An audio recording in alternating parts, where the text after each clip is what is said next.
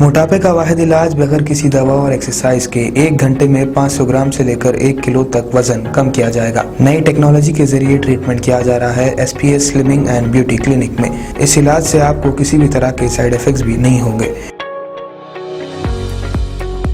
Colour improvement, pimples और dark circles के लिए भी आप आ सकते हैं SPS slimming and beauty clinic, Hyderabad, Abids beside Agarwala sweet house. Screen पर दिए गए नंबर्स पर कांटेक्ट करें।